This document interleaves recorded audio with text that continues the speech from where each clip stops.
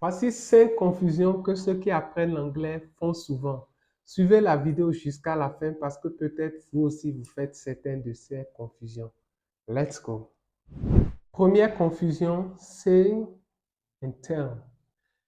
Ces deux verbes signifient dire, mais ne sont pas utilisés de la même manière. Say met l'accent sur le message. Donc, directement après say, vous avez le message. For example, Barack Obama said, yes, we can. Tel, par contre, lui met l'accent sur la personne qui reçoit le message ou ceux qui reçoivent le message. Donc, après tel, vous avez celui ou ceux qui reçoivent le message et ensuite le message. For example, Barack Obama told American people, yes, we can. Donc, voilà la différence qu'il y a entre say et tell. Mais, gardez qu'avec certains mots, on utilise uniquement tell. Par exemple, truth. Is he telling the truth? Il y a également lie. No, he's telling lies. Et enfin, story. We should tell the African story. Deuxième confusion, training et formation. Formation désigne le processus par lequel quelque chose est créé. Par exemple, the formation of this pen takes 2 days.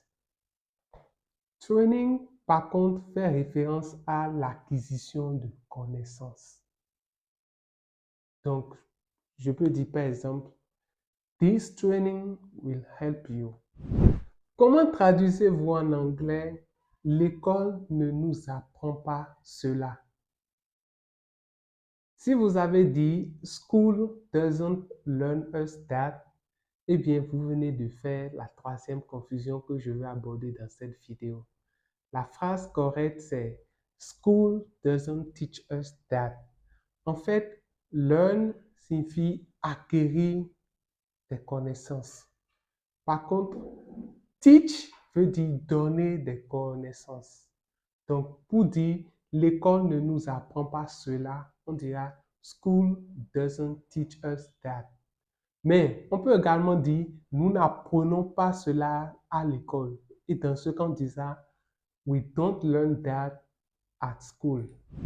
Quatrième confusion qui est très fréquente, c'est who et which.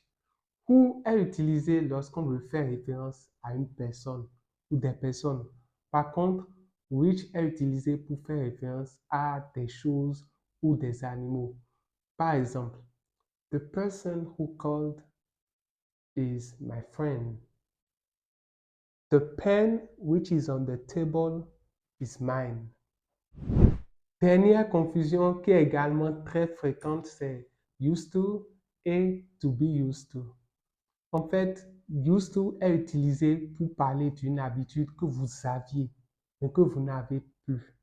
I used to play football on Sundays. Donc, actuellement, je n'ai pas cette habitude.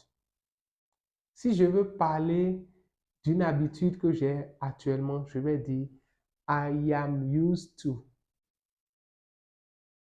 Plus le verbe, plus ing. Par exemple, I am used to singing on Sundays. OK? Mais je trouve que cette structure est un peu longue. Donc, je préfère, ça c'est moi, dire I usually sing on Sundays. Donc, gardez cette structure pour ne pas confondre used to et to be used to.